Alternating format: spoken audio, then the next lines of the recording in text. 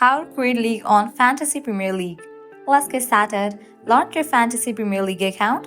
You can use the web version or also you can launch it in the app. For this video, I'm going to use the web version. Launch your preferred browser and then head towards the website of Fantasy Premier League. Once you're in the website, log into your account. After you log in, you will be directed to this page. Now here you're going to find different options. Navigate to the option of League and Cups. Now click on this option, Create and Join New Leagues and Cups. Open that option.